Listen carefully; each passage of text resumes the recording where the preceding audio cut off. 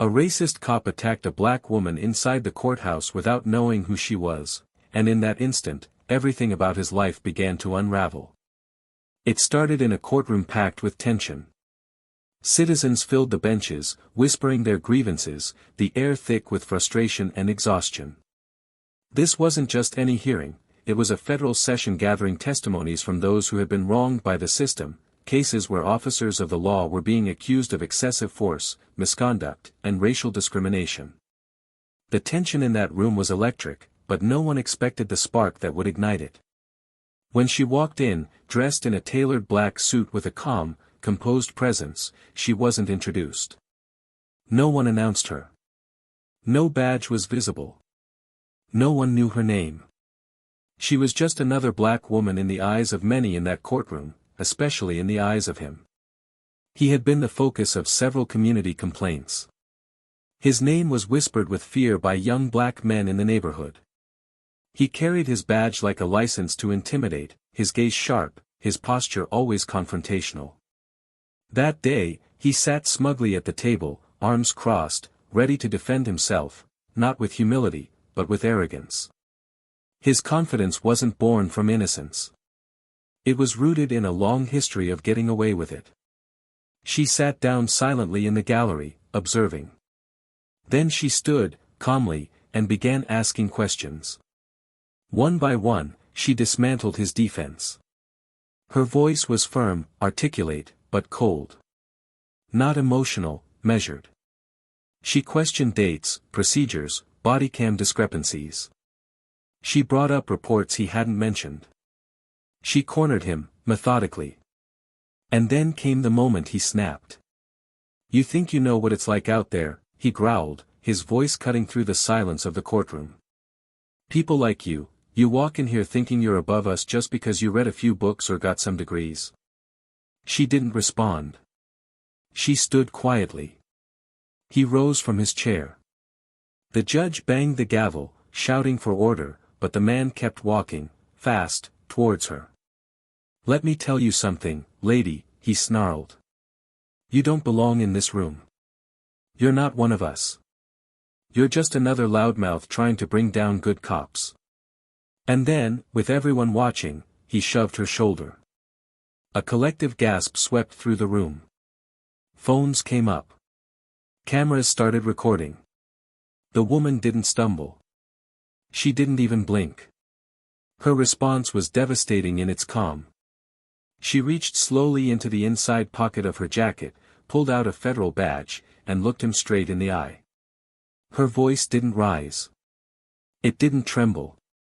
"I'm your new chief of police." He froze. For a moment, the room did too. No one had expected it. Not the press. Not the judge. Certainly not him. And in that silence, in that stillness, the power dynamic in the room cracked like glass. The man who had strutted into that hearing believing he was untouchable had just assaulted his superior officer, in front of a courtroom full of witnesses. But what happened next wasn't just administrative protocol. See, she wasn't there by chance. She'd been appointed to clean up a department with a known pattern of misconduct, starting with him. What no one knew was that she had already been building a case against him before that day. Months of documentation. Testimonies.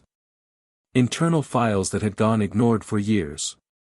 What he thought was a random encounter was actually a long-planned reckoning.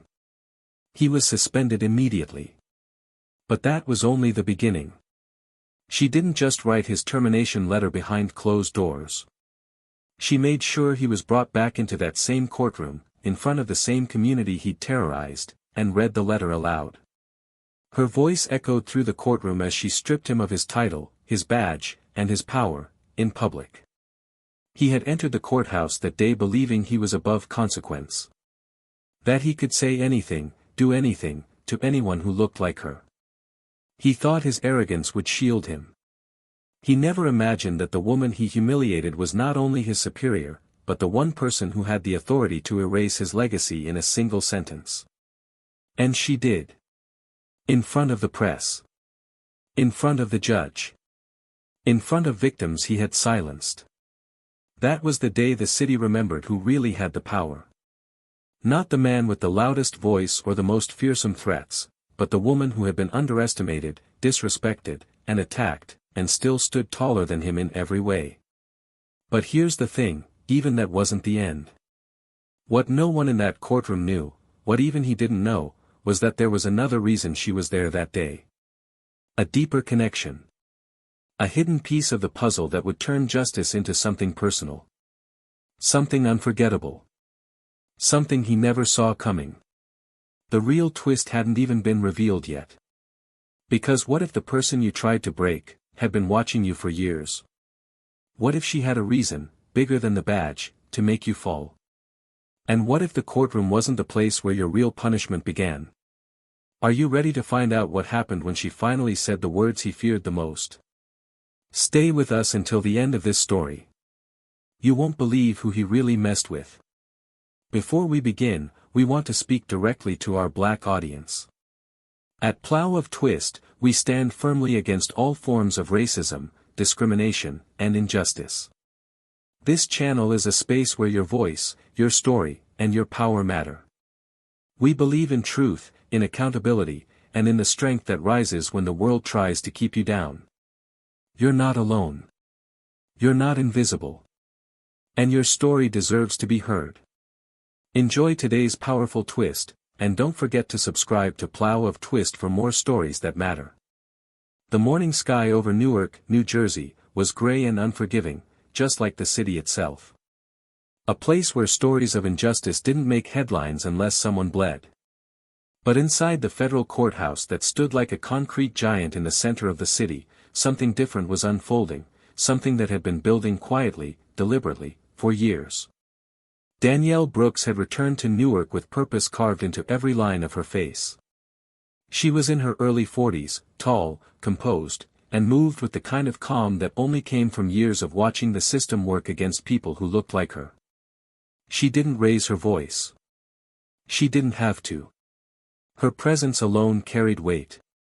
Danielle wasn't the kind of leader who demanded attention, she earned it by surviving what others couldn't and choosing to stay behind to fight instead of fleeing.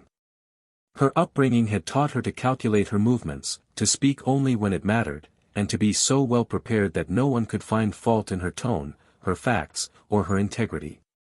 She had grown up just 15 minutes from that courthouse, in a cramped two-bedroom apartment above a bodega, the smell of fried food and cleaning supplies permanently embedded into the floorboards. Her mother, Evelyn, had been a public school teacher who worked extra shifts tutoring kids in the community, and her father, Leonard, was a bus driver with more pride than paycheck. But it was her older brother, Marcus, who had shaped her sense of justice more than anyone. Marcus had been the golden boy, honor student, basketball captain, the type who walked old ladies across the street, and yet, at 17, he was arrested in a case of mistaken identity and sentenced to 12 years for a robbery he didn't commit. Danielle was 13. That was the year she stopped believing the law was on their side. That was also the year she decided to become the law. Her path wasn't easy. Every institution she entered, college, police academy, FBI training, had reminded her she didn't belong. Her intelligence was underestimated. Her confidence labeled as aggressive. But she outworked everyone in every room she entered. When they threw obstacles, she built ladders. She earned her degree in criminal justice with honors, graduated top of her academy class, and spent the next 15 years building a career no one could ignore. She specialized in internal affairs, rooting out corruption from within departments that hid behind silence and brotherhood. And when she got the call about Newark, about a department rotting from the inside out, she didn't hesitate. What she walked into, though, was worse than she imagined. The Newark Police Department wasn't just broken. It was actively hostile to change. Officers whispered about her behind closed doors. They mocked her background, questioned her qualifications, rolled their eyes during meetings. But none of that compared to Officer Brian Keller. Keller was the kind of cop who believed the badge made him untouchable. He had been on the force for over 20 years and carried himself like someone who had never been told no. He was white, tall, broad-shouldered, with a permanent smirk and a stare that unsettled people. His reports were always tidy, his alibis always in place, and yet, complaints followed him like shadows. Excessive force. Racial profiling. False arrests. But nothing ever stuck. He was the poster boy for the blue wall of silence. Supervisors praised his loyalty. His colleagues called him old school. And the department protected him like he was royalty. Danielle had reviewed his file within the first week of arriving. Something about it didn't sit right, too clean on the surface, too many loose threads beneath. She requested body cam footage that had gone missing, asked questions that made his allies uncomfortable, and began quietly collecting testimony from those who'd been silenced. But she never confronted him directly. Not yet. She needed everything in place. She needed a moment where the city would see exactly who he was without her needing to say a word. That moment would come, sooner than she expected.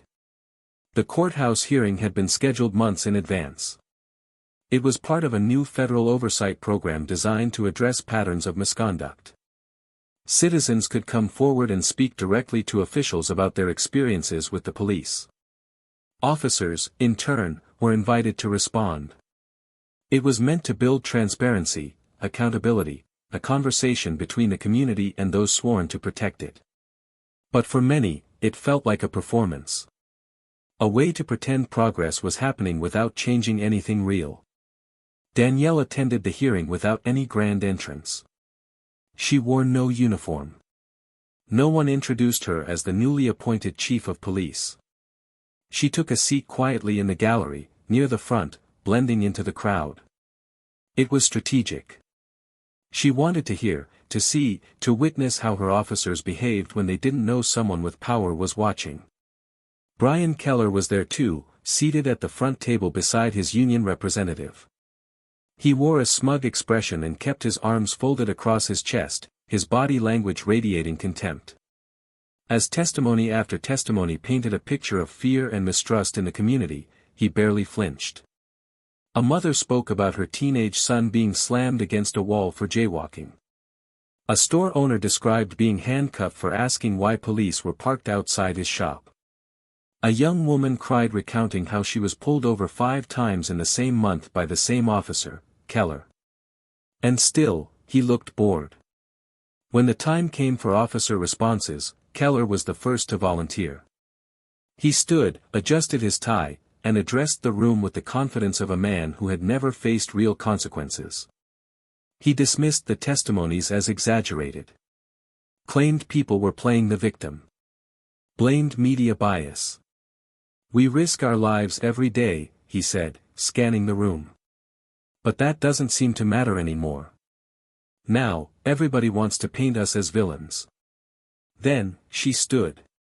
Danielle's voice cut through the room, not loud, but commanding. She began asking questions Keller didn't expect. Specific ones. Why certain body cam footage had been turned off. Why patrol logs didn't match incident reports. Why his name appeared in 3 separate civil suits involving the use of force. The tone shifted. The judge leaned forward. The crowd quieted.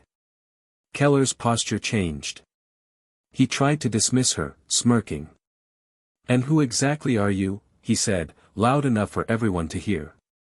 Some community activist with a chip on her shoulder? No one responded. Danielle didn't blink. She continued questioning him, never raising her voice. But Keller did. His frustration grew. His control slipped. He interrupted. He gestured wildly. Then, in a move that stunned everyone, he walked toward her, fast, aggressive. "You don't get to interrogate me," he said, his face inches from hers. "You don't know what it's like out there. People like you just stir the pot. You're not one of us. You're the problem." He raised his voice. His hand brushed her shoulder, not gently. The judge shouted for order. Security moved in. Danielle didn't move.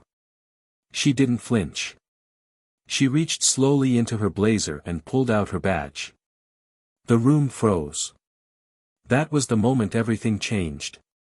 But what people didn't know, what no one realized, was that this wasn't just about power. It wasn't just about hierarchy or embarrassment or a man losing his job.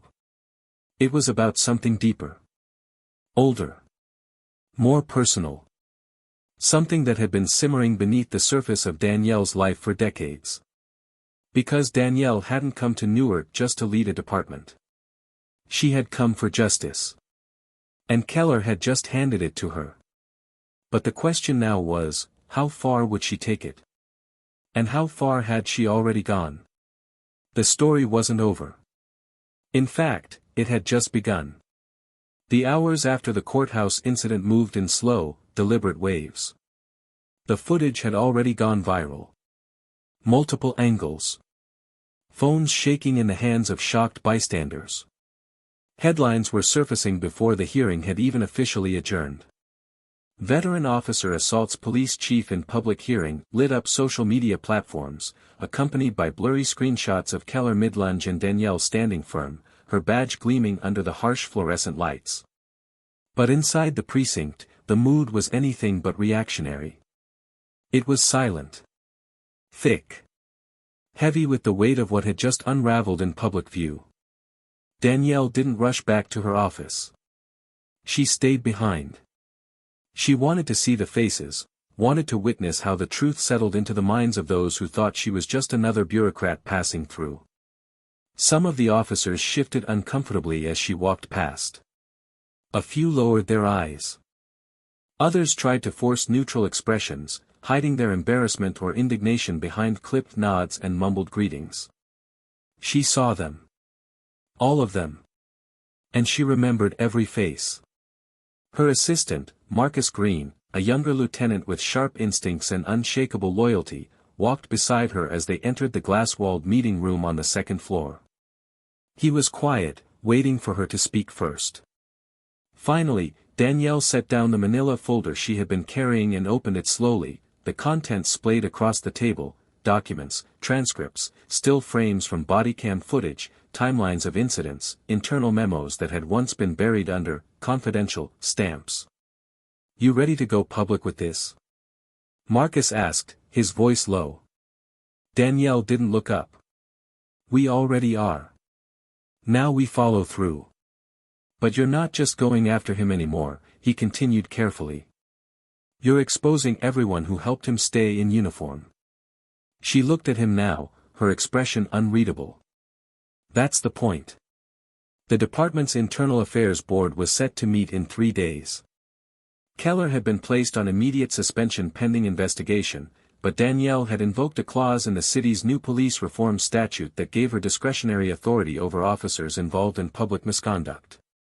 It was a move that stunned everyone, especially the city council, who weren't expecting her to act so decisively, so visibly. But Danielle had learned early in her career that silence was the most dangerous weapon the system used. She refused to let this moment pass quietly. Over the next 48 hours, she met with lawyers, community leaders, and department heads. Not behind closed doors, but in full view of her team. She wanted them to know this wasn't just about punishing one man, it was about dismantling the power structure that had allowed him to thrive. Whispers spread through the hallways. The tension wasn't just about Keller anymore. It was about accountability. And everyone knew it. The next confrontation came when Captain Raymond Bishop, a 27-year veteran of the force, requested a private meeting. He had mentored Keller, had backed him in disciplinary hearings, had signed off on many of the redacted reports now resurfacing. Danielle knew why he was there before he even opened his mouth. "You're making a mistake," Bishop said, standing rigid with his arms crossed, his voice calm but firm. "You don't know what kind of war you're starting." Danielle sat across from him, not flinching. "I know exactly what I'm doing." "You think this is going to fix anything?" he pressed on. "You think tearing this department apart in front of the city is going to help anyone?" "I'm not tearing it apart," she replied steadily. "I'm cleaning it up." Bishop's eyes narrowed. You don't understand how this place runs. You're not from here anymore. You don't know what it takes to survive on these streets. Danielle's voice didn't rise. It never did. I know exactly what it takes. I grew up 5 blocks from here. I remember every time an officer looked at me like I didn't belong in my own neighborhood. I remember the sound of my mother crying when my brother was sentenced. Don't tell me I don't know Newark. The silence that followed was sharp. Bishop didn't respond. He turned and walked out. That night, Danielle sat alone in her office, the city lights bleeding through the windows, her reflection barely visible in the glass. She wasn't tired, not yet. But she felt the gravity of what was coming. She knew the real blowback hadn't even begun. The real threat wasn't public outrage, it was the quiet sabotage that came from within. Files misplaced. Testimonies altered. Chain of command obstacles. It was always the ones smiling in the meetings who held the knives behind their backs. Still, she had planned for this. She'd spent months gathering evidence, not just against Keller, but against the culture that protected him. The racism wasn't just in the actions, it was in the silence that followed, in the promotions given, in the reports buried under jargon and bureaucracy.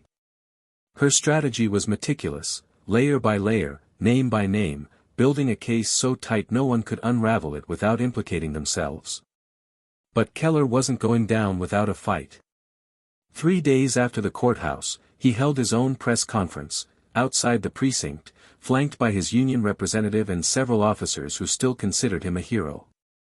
He painted himself as the victim. "I've served this city for over 20 years, he declared, his voice filled with rehearsed passion. And now, I'm being attacked for standing up to political agendas. This is a witch hunt."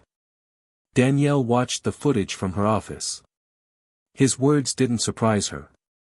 What caught her attention was the crowd behind him. Officers. Smiling. Nodding. Not all of them, but enough to matter. The lines were being drawn. Sides were being chosen. And the department was about to fracture wide open. Later that afternoon, she called a mandatory full-staff meeting. The room was packed. Officers sat rigid in their chairs. No one spoke. Danielle stood at the front with Marcus beside her, holding a folder thick with names, dates, and evidence. She didn't give a speech. She gave them truth. Every officer who has covered for misconduct, who has falsified reports, who has used their badge as a weapon instead of a shield, your time is up. We are cleaning house. You have a choice. Stand with integrity, or step aside. There was a pause. A long one. Then, from the back of the room, a voice called out. A young black officer, Detective Alicia Monroe, stood and spoke. "I've been waiting 10 years to hear someone say that." The silence cracked. Several officers stood beside her. Not many. But enough to spark a shift. The ripple had started. Danielle returned to her office later that night and stared at the large whiteboard across her wall. It was filled with timelines, names, arrows pointing from incident to cover-up to complicity. At the center, one name circled in red, Keller. He was the rot. But she knew, removing him wouldn't be enough. She needed to show the city that accountability wasn't a slogan. It was action. She picked up the letter that had been drafted hours earlier. A termination notice. Legally sound. Unquestionable. She would read it publicly. She would strip him of his title in front of the very people he had demeaned. But still, something was missing. Because there was one part of the story no one knew yet. A detail she had kept buried even from Marcus. A detail that tied everything together. A reason why, of all departments, of all cities, she had chosen to return to Newark.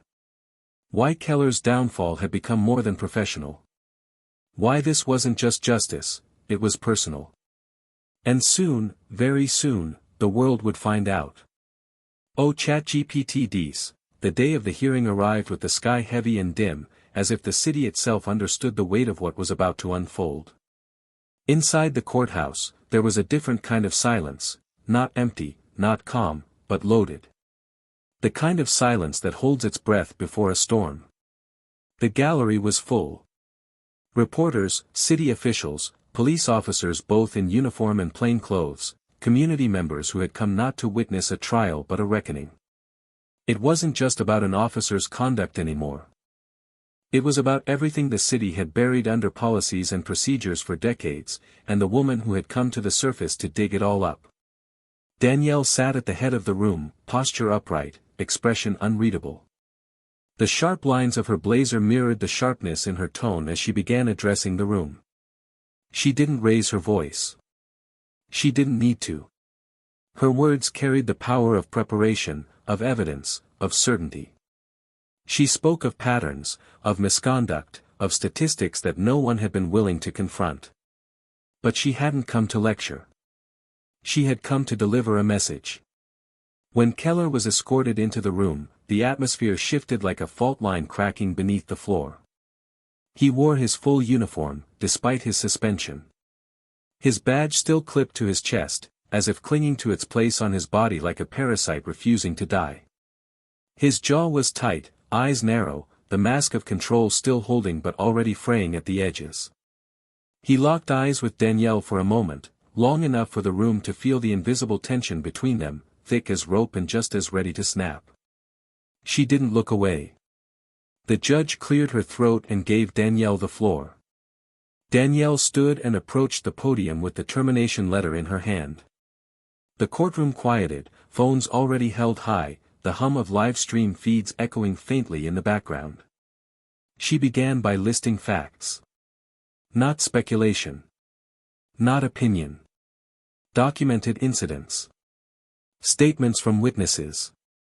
Footage reviewed by independent panels. She laid it all out, brick by brick, until the structure of lies and cover-ups that had protected Keller for so long began to crumble under the weight of truth. Keller interrupted. "This is a circus," he barked, his voice breaking through the tension like a glass shattering on tile. "You're trying to make a name for yourself by tearing mine down. You think this badge means something to you? You don't even know what it costs to wear it." Danielle paused, eyes fixed on him.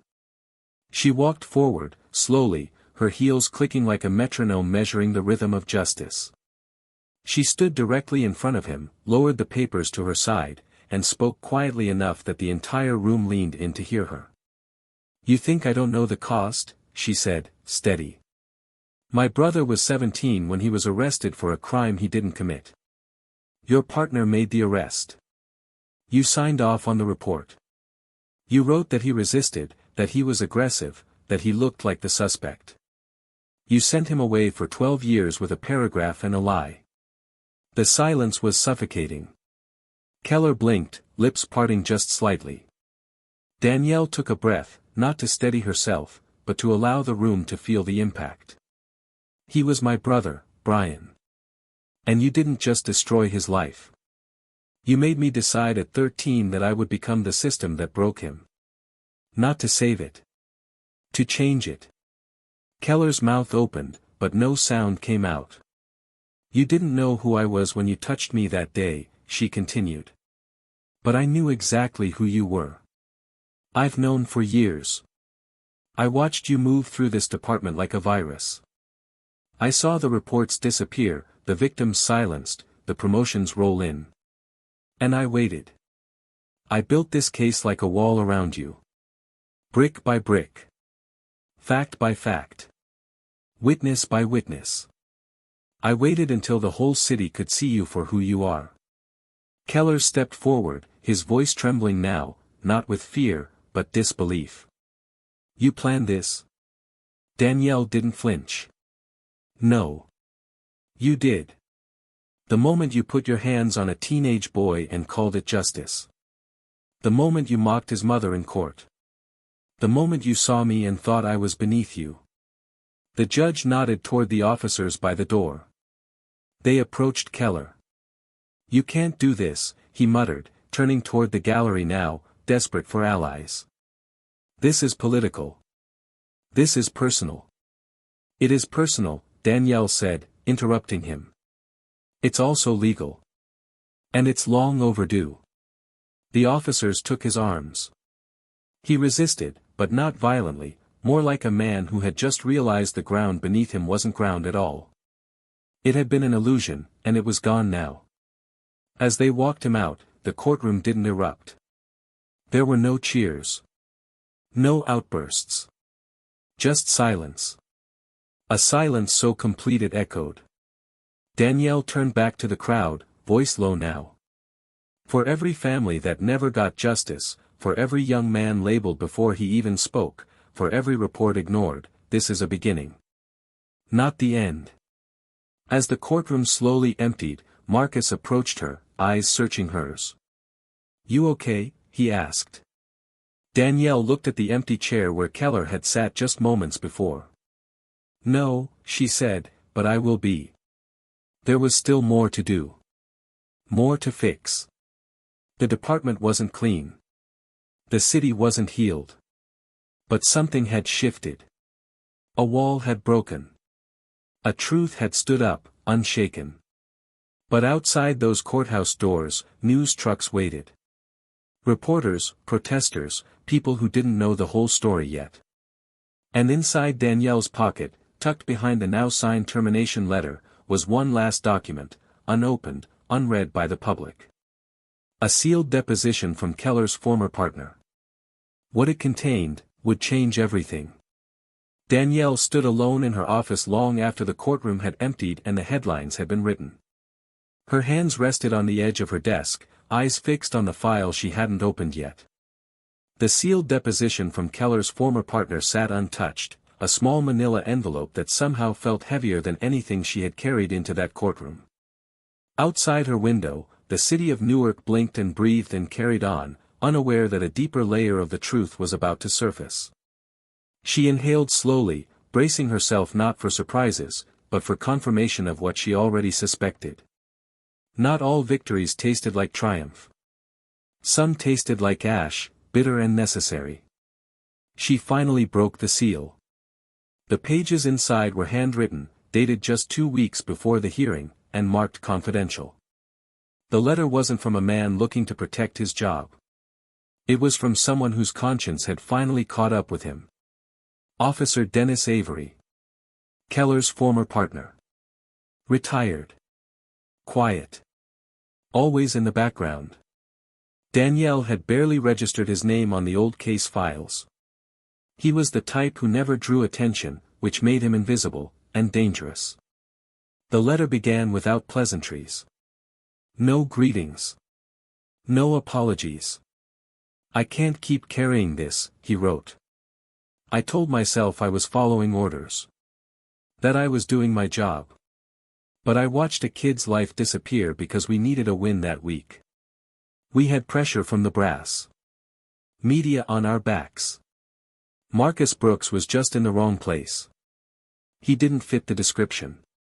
But Keller said, close enough. Danielle stopped reading. The air in the room seemed thinner, the edges of the paper sharper in her hand. She read on.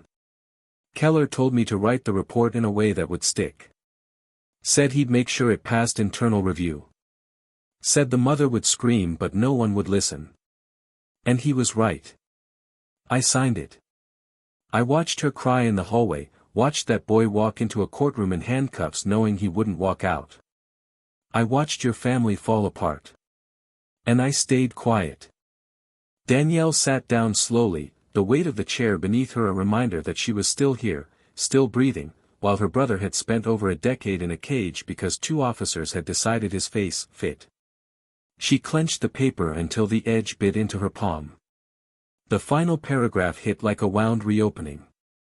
I didn't speak up then, but I'm speaking now. Keller didn't just lie. He built his entire career on people who couldn't fight back. You're not just cleaning a department. You're cleaning the blood off our hands. Do what I didn't. Danielle closed the file and leaned back in her chair, the ceiling above blurring in her vision.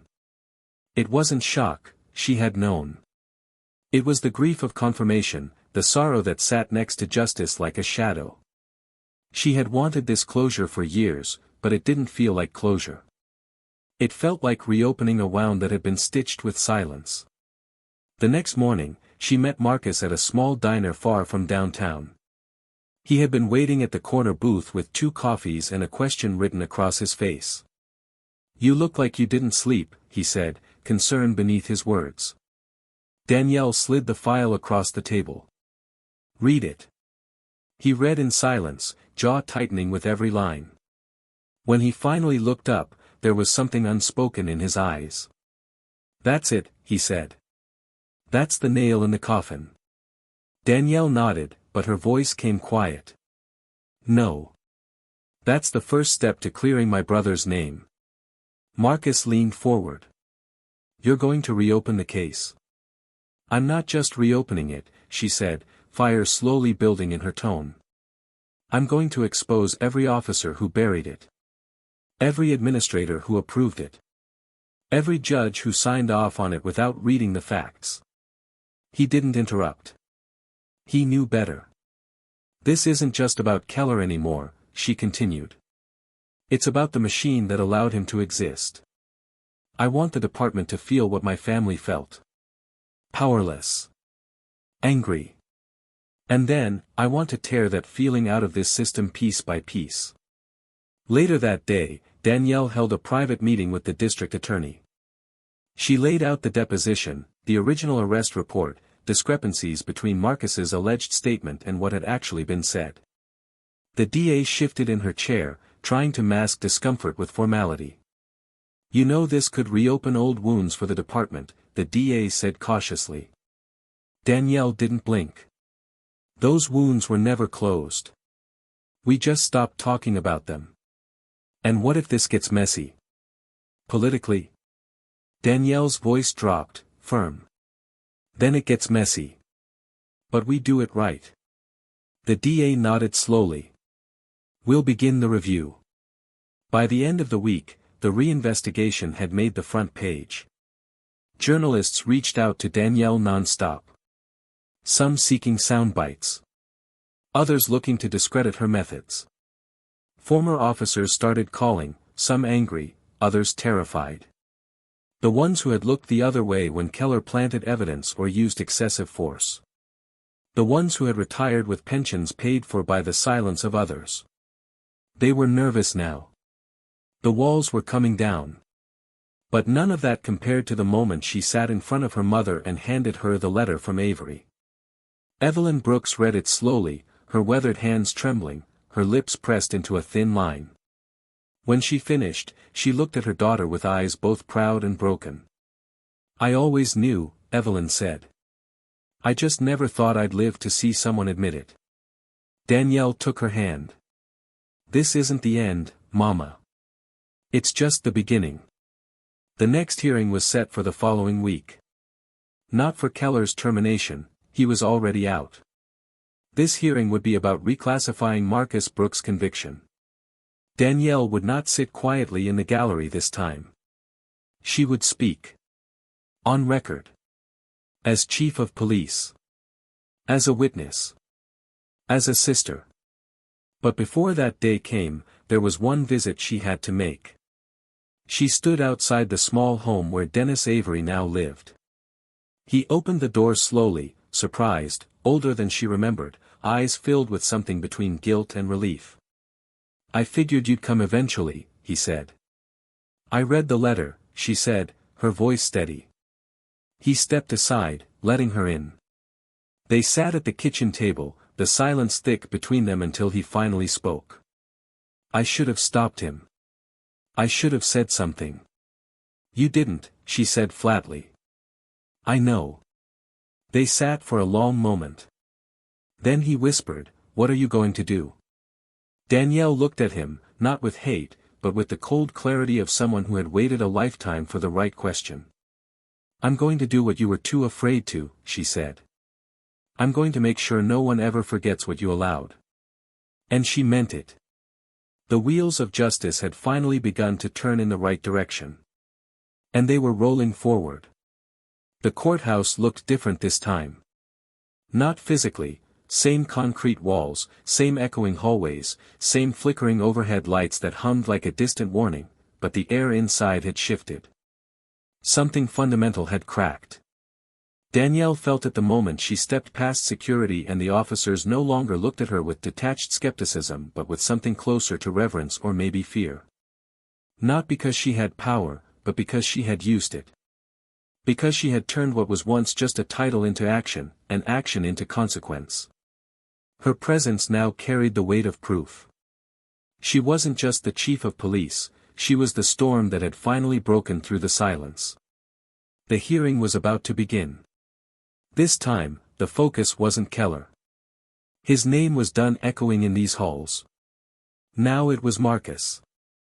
His case file had been reopened, his sentence under formal review. The judge was new, appointed after the last had quietly stepped down amid scrutiny, and the room was quieter, smaller, more focused. But Danielle knew what this hearing really represented. It was a moment of reckoning, not just for one case, but for the many like it. And this time, she wasn't just attending. She was testifying. As she waited in a private room before being called, Marcus entered. He had aged, but not from years, he had aged from weight. From carrying a truth no one had believed, from waking up every day with the knowledge that he had been robbed of time and voice. When he saw Danielle, his eyes welled not with grief, but with something else, something closer to release. She stood and embraced him silently. No words were needed. They had lived this ache for too long. He finally broke the silence. "You really did it," he said, barely above a whisper. "You really made them listen." Danielle looked at him and shook her head gently. "Not yet. But they will." Inside the courtroom, the DA presented the motion to vacate Marcus's conviction. The deposition from Avery was entered into evidence, followed by several other documents Danielle had provided, internal memos, redacted reports, previously unseen footage. The judge listened closely, asking few questions, but the tension in the room was thick, as if everyone understood that something irreversible was taking place. When Danielle was called to testify, she stood tall, voice unwavering, words crisp and deliberate. She detailed the misconduct. She explained the inconsistencies. But more than that, she described the culture, how it allowed bad actors to rise, how silence was rewarded and questions were punished. She spoke not just as a chief, or as a sister, but as someone who had lived through the consequences of cowardice. Her voice didn't crack. But her eyes told the story her tone concealed. After the hearing adjourned, she didn't wait for the verdict. She knew it would come. The system was finally being forced to turn inward. But the moment she walked out of that courtroom, she was met with something unexpected. Protesters had gathered, not against her, but for her. Signs with her name. Chants demanding broader reform. They weren't just calling for Keller. They were calling for everyone who had stood behind him. The movement had outgrown the spark. It was fire now. Yet behind the momentum, behind the noise, Danielle was facing a different storm. In the days following Keller's fall, the department had begun to fracture. Several officers resigned quietly. Some went on paid leave. Others lashed out, accusing her of betrayal, of going against her own. Rumors spread that internal files had been wiped, that officers were scrambling to destroy evidence before the wave hit them too. She found herself wondering how deep it went, how many hands had signed off on injustice, how many faces she had smiled at during meetings who had known everything and said nothing. She confronted Captain Bishop again, this time in a locked-door meeting with legal counsel present. His tone was no longer defiant. It was tired. He no longer saw her as a threat, he saw her as inevitable. "You don't understand what you're doing," he said, voice hoarse. Danielle stared at him, eyes sharp. "Yes, I do. That's what scares you. You'll lose control," he murmured. "You pull this thread long enough, the whole department unravels." "Then let it unravel," she replied. "I'd rather rebuild from rubble than protect a house made of rot." But that night, alone in her apartment, the silence hit her harder than any confrontation. For the first time, she allowed herself to consider the cost. What came next wasn't just paperwork. It was war, against culture, against tradition, against inertia. And the hardest part was knowing that not everyone who cheered for her now would stand by her later. Because the deeper she went, the more uncomfortable the truth would become. And not everyone wanted truth. Some just wanted peace, even if it was poisoned. Marcus called her that night. He had just watched the news coverage. They said I might be fully exonerated by next week, he said, voice unsteady. You will be, Danielle said. He paused. What if they don't? Danielle's breath caught. Then we don't stop. But what if it's not just me, he asked. What if this goes deeper than both of us? She closed her eyes. It already does. There was a silence between them. Then he said, I'm proud of you, Dee. But I don't want you to lose yourself in this. Danielle opened her eyes, staring at the city lights outside her window. I'm not losing myself. I'm finding out who I really am. The next morning, a file landed on her desk. It had been slid under her office door without a name, without a note. Inside were copies of old incident reports, cases that mirrored Marcus's, cases that had been dismissed, lost, or settled quietly. Different officers. Different names. Same patterns. Her hands trembled as she flipped through them. Whoever had delivered this was still inside the system. Still watching. That same day, her assistant brought in a letter. You need to read this, he said, handing it to her without context. It was a resignation. Not from a rogue officer. But from a community leader who had once supported her appointment. The letter accused her of tearing apart a city already on the brink, of pushing too hard, too fast. It ended with a warning, justice without strategy becomes chaos. She folded the letter and set it aside. Because the dilemma wasn't whether to stop. It was how far she was willing to go.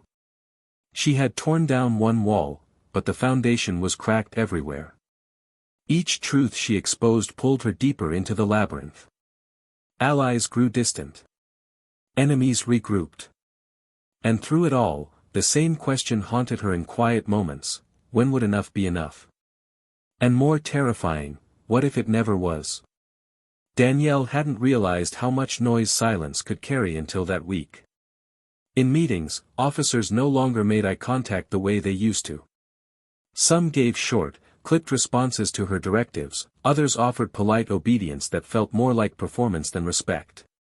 A few desks in the precinct remained empty, names that had been there since before her arrival, officers who had quietly taken early retirement or simply stopped showing up. She knew what it meant. The system wasn't just responding to her actions, it was bracing itself, rearranging, preparing to either adapt or retaliate. And through it all, she felt something deeper rising, something she hadn't allowed herself to feel in years. Fatigue. Not physical exhaustion, but the mental toll of knowing that no matter how many truths were revealed, the weight of decades-old injustice still pressed on her shoulders like it belonged there. She walked into the briefing room for a scheduled oversight meeting. City council representatives sat along the perimeter, some of them openly skeptical, others offering measured nods of acknowledgement. At the front was Marcus Green, ever composed, standing with a clipboard in hand, ready to defend their progress to a room that would rather hear about quiet compliance than disruptive reform. Danielle took her seat beside him, the room buzzing faintly with tension. A woman from the mayor's office leaned in slightly, voice low but loaded with calculation. You're making a lot of people nervous, Chief.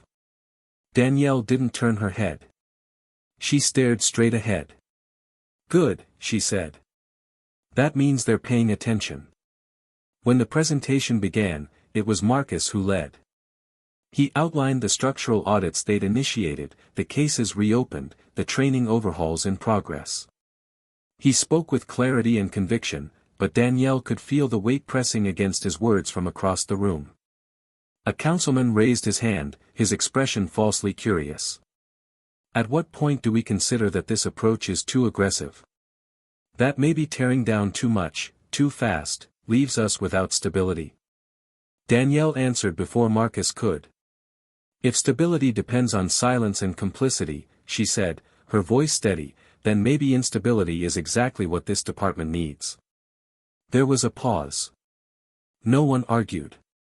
After the meeting, Danielle sat in her office, the lights dimmed, the door shut. She stared at the board on the wall, now covered with color-coded tags, names, connections. What had once been a clear case against Keller had morphed into a sprawling map of broken links, shadow deals, and half-told stories. Each pin was a person. Each line a lie. Marcus stepped in without knocking, holding a small USB drive between his fingers. His face was unreadable. This came anonymously. No note. Danielle took the drive, plugged it into her laptop, and waited as the file opened. It was a video. Grainy, time-stamped from years ago. A police interrogation room. Keller was there, younger, angrier. Across from him sat a teenager, barely 17. His hands shook. His voice was barely audible. It was Marcus Brooks. The footage showed what the records had hidden. Coercion. Threats. A forced confession built from fear. Keller pacing, yelling, slamming his hands on the table. The boy flinching, eventually nodding to questions he didn't understand. The tape ended with Keller walking out smug, the boy alone, his head in his hands. Danielle's hand hovered over her mouth. She'd seen injustice. She had lived it. But watching her brother in that vulnerable moment, watching the birth of his sentence in real time, cracked something inside her that hadn't broken even during the trial. This wasn't just about Keller. This was about the system that had given him a room, a badge, and a voice that could destroy someone without consequence. "I want this released," she said, her voice rough. Marcus hesitated. "You sure? It'll spark outrage, real outrage. You can't control what comes next." Danielle nodded. "It's not about control anymore. It's about truth." They released the footage within the hour. It hit the internet like fire to dry leaves. News stations picked it up. Activists called for further investigations. The DA's office scheduled an emergency review. Danielle knew what it meant: public pressure, media scrutiny, political maneuvering. But it also meant something else, a real, undeniable confrontation with history. There was no going back now. 2 days later, Evelyn came to the precinct. Danielle hadn't expected her mother to visit. She looked tired, but proud. They sat in Danielle's office, sunlight casting long shadows across the floor. Evelyn reached into her purse and pulled out a small, folded newspaper clipping, Marcus's original arrest article. She laid it on the desk like a relic from a past that never stopped hurting. "I kept this," she said softly, "because I wanted to remind myself that none of it was a dream. That it really happened." Danielle stared at the yellowed paper, the black and white photo of her brother staring into a lens that had already judged him. Evelyn looked at her. "You think they'll ever really change?" Danielle took a long breath. "Some will. Most won't. But they won't be able to pretend anymore. That's a start." There was a knock at the door. A detective stepped in, face grim. "You need to see this." He handed Danielle a report, new evidence found in the archives. Records previously sealed under administrative privilege, now opened through a court order prompted by the public response to the video. The report revealed multiple similar cases: young black boys, coerced confessions, inconclusive evidence. All tied to officers connected to Keller's circle. Danielle's jaw clenched. "How many?" "7, the detective said. "Possibly more." The room fell silent.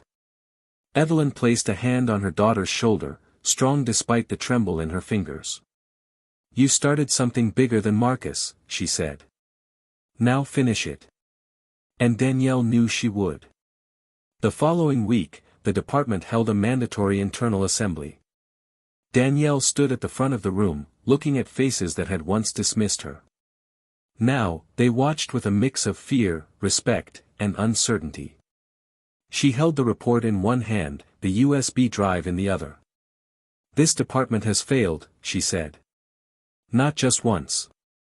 Not by accident. By design." She played the footage. She read names from the report. She let silence follow each revelation. "No one is above accountability," she said. "Not anymore.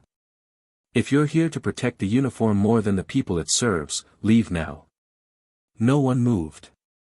Danielle let the silence hang like a sentence. Then she turned off the screen and walked out, not waiting for applause, not seeking agreement. Just truth. Later that evening, she found herself walking through the old neighborhood. Past the corner store where Marcus used to buy candy. Past the school they both walked to. Past the streetlight where they had waited, side by side, for buses that took them in two very different directions. The city felt the same. And yet, everything had changed. She sat on a bench alone, the wind carrying the sounds of children playing in the distance. Her phone buzzed. The DA's office. Marcus's conviction was vacated. Danielle closed her eyes. It wasn't peace. But it was a piece of it. Danielle stood beneath the harsh fluorescent lights of the precinct's third-floor hallway, her reflection warped in the glass of the trophy cases that lined the walls. Plaques and framed photos of former chiefs stared back at her, men who had shaped the department's legacy, and who, knowingly or not, had guarded the doors behind which injustice festered for decades. She lingered in front of one photograph, a black-and-white image of a smiling white man in uniform, handshake frozen in time with the mayor of the era.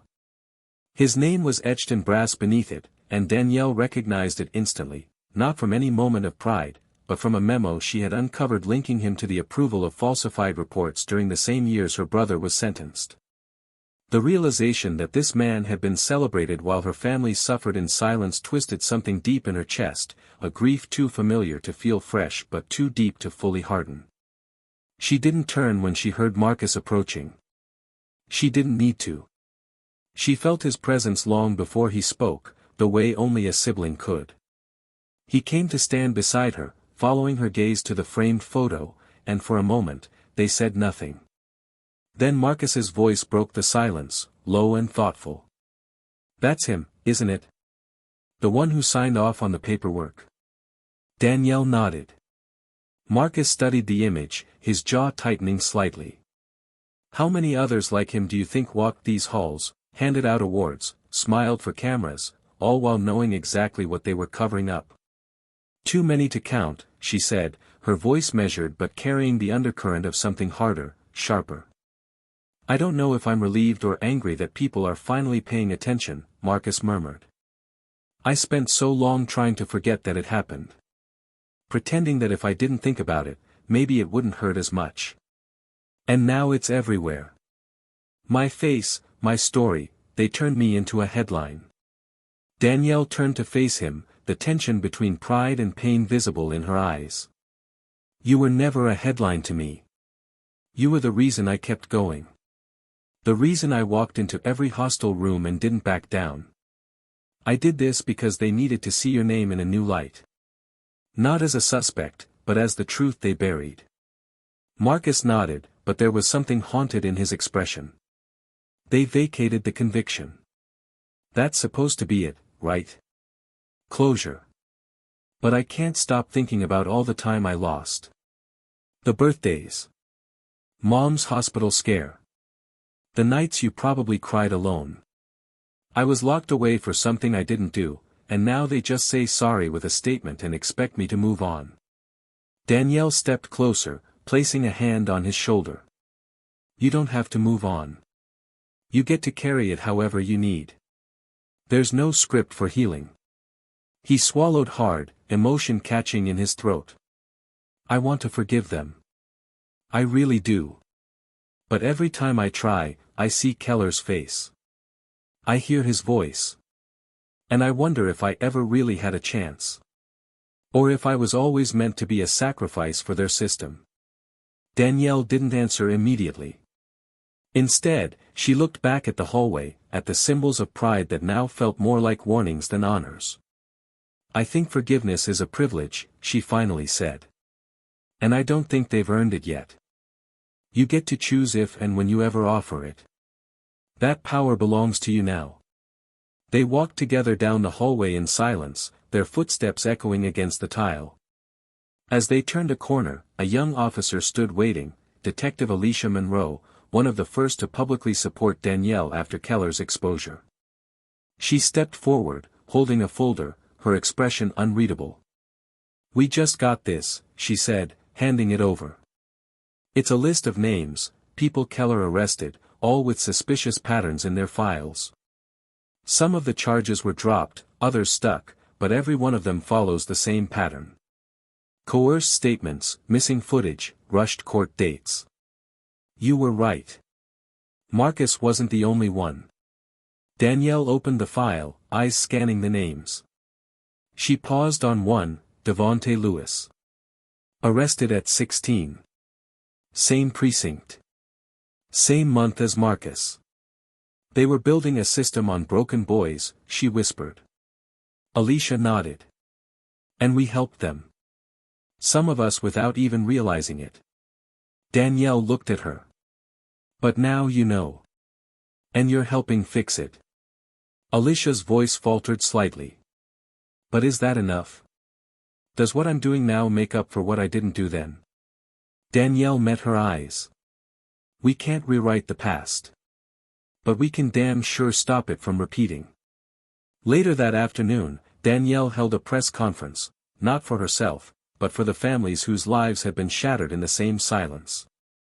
She stood before the cameras with Marcus on one side and Alicia on the other. Behind them, a banner read, "Truth, Justice, Reform." She began not with policy, but with a story, her story. She spoke of Marcus, of what it felt like to watch the system swallow him whole. She spoke of being a child, of being told that the law would protect her, and learning instead that it had teeth.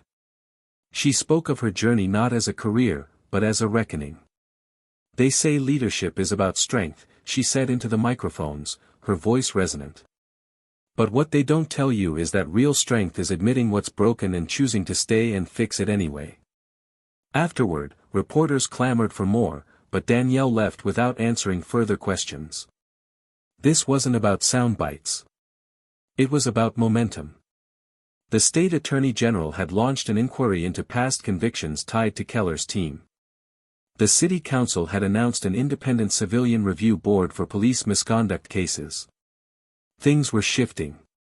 But change wasn't linear. It never was. That night, Danielle stood on her apartment balcony, the city stretching out before her like a breathing entity, wounded, healing, resilient. Marcus joined her, handing her a cup of coffee. You ever think about leaving it all behind? He asked. She took a sip, the bitterness grounding her. Every day, she said. But then I think about the kids walking home from school who still don't know if a badge is a shield or a weapon. And I know I can't. Not yet. Marcus leaned against the railing, watching the traffic pass below. You've already done more than most people dream of. Danielle looked at him, a soft smile touching her lips. I'm not done dreaming.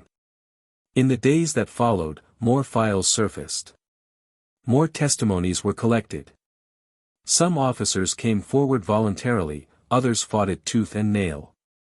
A former sergeant resigned on live television, citing Danielle's leadership as divisive.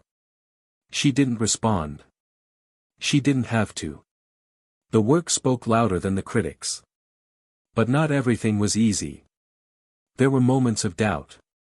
Moments where Danielle found herself questioning if she had become too hardened, too consumed. When she saw the fear in the eyes of rookies who didn't know whether to admire her or fear her. When she sat in meetings with city officials who praised her in public but rolled their eyes in private. When she reread the resignation letter from the community leader who had once supported her but now believed she had gone too far. She discussed it with Marcus one night, sitting on the porch of their mother's home. "What if I'm becoming the thing I hated?" she asked quietly. Marcus looked at her, eyes steady. "You're not. You're doing what they never had the courage to. You're telling the truth, no matter how much it hurts." She sighed. "Sometimes I wonder if truth is enough." "It has to be," he said. "Because it's all we've got." And with that, she nodded slowly, letting the silence settle. Not as an end, but as a pause. Because the fight wasn't over. But it was hers now. Fully.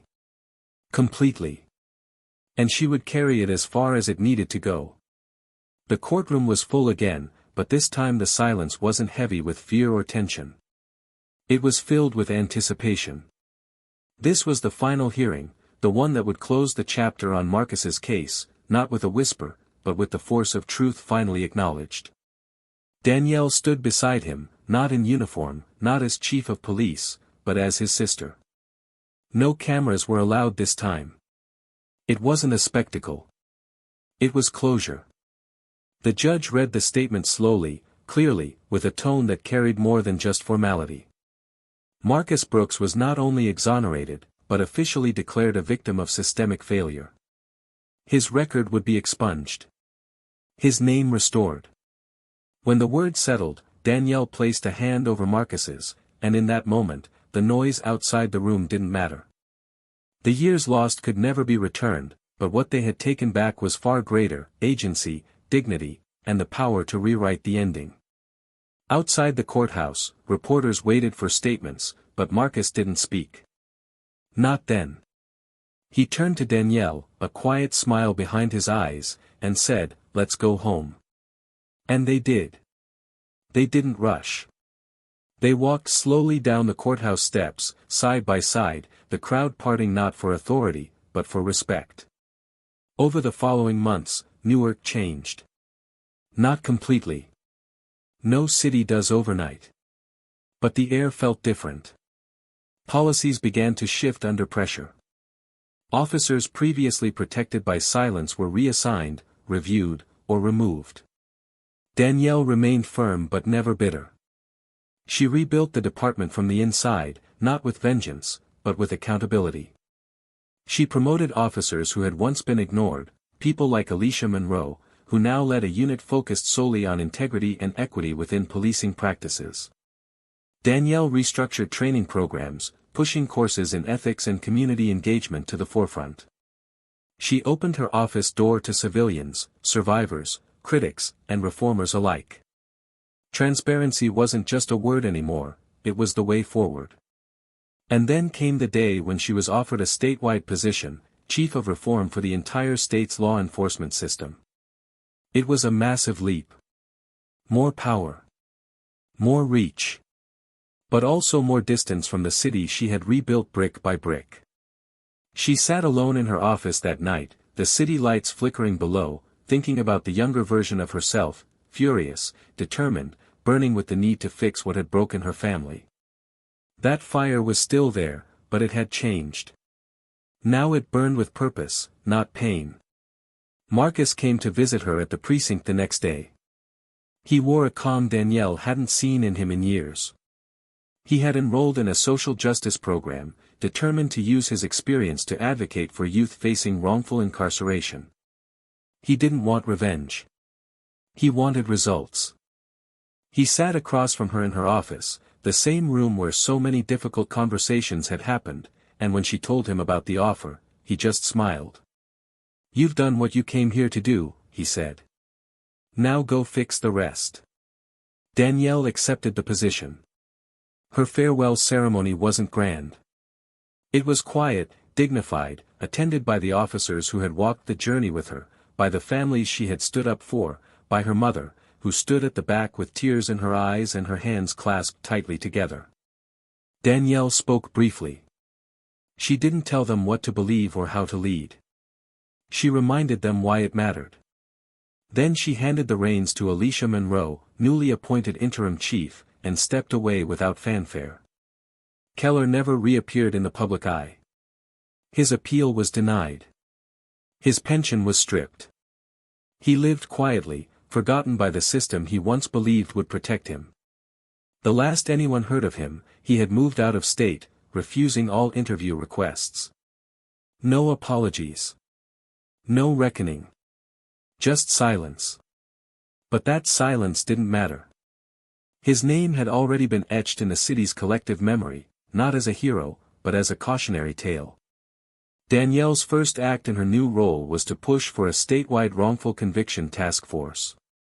She traveled to smaller towns, listened to stories that mirrored her own.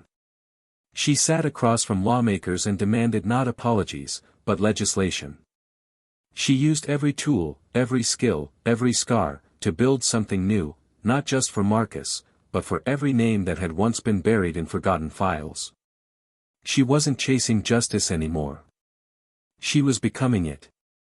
And now, I want to speak directly to you, the listener. Because this story, it's not just about a courtroom or a crooked cop. It's not even just about a brother and sister who refuse to be silent. It's about all of us. It's about the power of standing firm in a system built to wear you down. It's about how accountability doesn't always come quickly, but when it does, it can ripple outward and crack the very foundation of everything we've been told we had to accept. So ask yourself, what would you do if the person you loved was silenced by a system meant to protect them? How far would you go for the truth? And when you got there, would you stop? Justice is not a destination. It's a choice we make again and again, even when it's hard, even when we're tired, even when we're alone. And sometimes, all it takes is one voice refusing to back down to light the way for everyone else. If this story moved you, challenged you, or made you think a little deeper, don't keep it to yourself. Share it. Talk about it. And join us here on Tales of Twist for more stories that hit where it matters most. Make sure to subscribe to the channel, turn on notifications, and if you believe in the power of truth, hit that like button. Because stories like this don't just deserve to be told, they need to be heard.